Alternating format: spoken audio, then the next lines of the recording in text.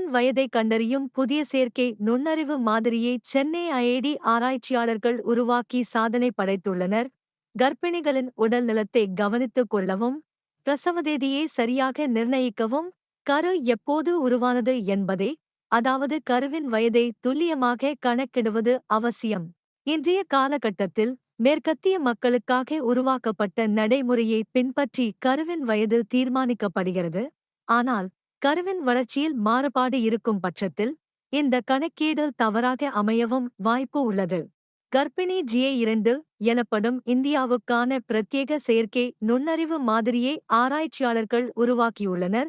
3 மாத கருவின் வயதை கண்டறிய இந்திய மக்கள் தொகை தரவை பயன்படுத்தி முதன்முதலாக இந்த மதிப்பீட்டு மாதிரி உருவாக்கப்பட்டுள்ளது. இது மருத்துவ ரீதியாக இந்திய கருவின் வயதை துல்லியமாக மதிப்பிடுவதுடன் 3 மடங்கு பிழைகளையும் குறைக்கிறது.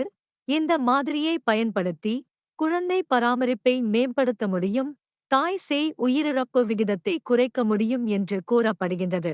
திருச்சி சர்வதேச விமான நிலையத்தில் இருந்து மார்ச் 2024 மாதத்துக்கு பிறகு உள்நாட்டு மற்றும் விமான சேவையை அதிகரிப்பதற்கான நடவடிக்கை மேற்கொள்ளப்பட்டு வருகிறது. அந்த வகையில் தற்போது இயக்கப்பட்டு வரும் திருச்சி சென்னை, திருச்சி பெங்களூரு இடையிலான சேவையில் ஒரு சேவை கூடுதலாக அளிக்கப்படவுள்ளது.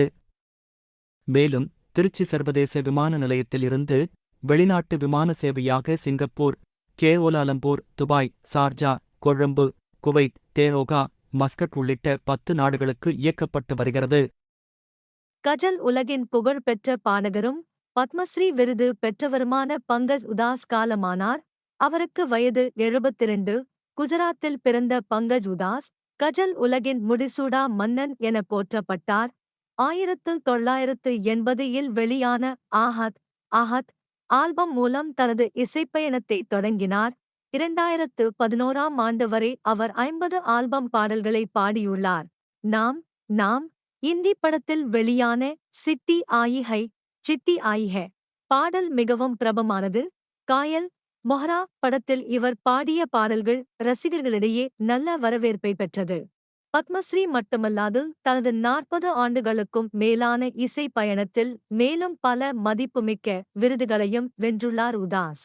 சென்னை மெரினா கடற்கரையில் புதுப்பிக்கப்பட்ட அண்ணா நினைவிடம் மற்றும் கருணாநிதியின் நினைவிடம் ஆகியவற்றை தமிழக முதல்வர் மு.க.ஸ்டாலின் திறந்து வைத்தார். பின்னர் அண்ணா மற்றும் கருணாநிதியின் நினைவிடங்களில் மலர்வளையம் வைத்து அஞ்சலி செலுத்தினார்.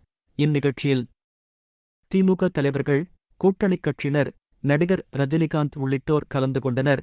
2 நினைவிடங்களும் 8.57 ஏக்கர் நிலப்பரப்பில் அமைக்கப்பட்டுள்ளன. சென்னை கடற்கரை காமராஜர் சாலையில் அமைந்துள்ள இந்த நினைவிடங்களின் முகப்பு வாயிலில் பேரறிஞர் அண்ணா நினைவிடம், முத்தமிழறிஞர் கலைஞர் நினைவிடம் எனும் பெயர்கள் அழகுறப் பொறிக்கப்பட்டுள்ளன. மாநகர் போக்குவரத்து கழகம் மற்றும் அரசு விரைவு போக்குவரத்து கழகங்களில் கடந்த 25 ஆண்டுகளுக்கு மேல் விபத்தில்லாமல் பணிபுரிந்த ஓட்டுநருக்கு 4 கிராம் தங்க நாணயமும், கடந்த 10 ஆண்டுகளுக்கு மேலாக விபத்தில்லாமல் பணிபுரிந்த ஓட்டுநர்களுக்கு தலா 100 கிராம் வெள்ளி நாணயம் பரிசு மற்றும் பாராட்டு சான்றிதழ்களையும் தமிழக போக்குவரத்துத் துறை அமைச்சர் சிவசங்கர் வழங்கினார். மம்மூட்டி நடிப்பில் வெளியாகி திரையரங்குகளில் திரையிடப்பட்டுக் கொண்டிருக்கும் பிரமயுகம் திரைப்படம் 10 நாட்களில் 50 கோடி ரூபாய் வசூலித்துள்ளதாக அதிகாரப்பூர்வமாக அறிவிக்கப்பட்டுள்ளது. கருப்பு வெள்ளை திரையனுபவத்துடன் உருவான இப்படத்துக்கு கிறிஸ்டோபர் சேவியர் இசையமைத்துள்ளார். ஹாரர் த்ரில்லர் பாணியிலான கதையைக் கொண்ட இப்படம் மிகச்சிறந்த திரையனுபவத்துக்கு உத்தரவாதம் அளிப்பதாக ரசிகர்கள் வரவேற்பு தெரிவித்துள்ளனர். இந்தியில் பிரபல நடிகையாக இருப்பவர் ஊர்வசி ரவுதலா. தமிழில் லெஜண்ட் சரவணன் நடித்த தி லெஜண்ட் படத்தில் கதாநாயகியாக நடித்திருந்தார்.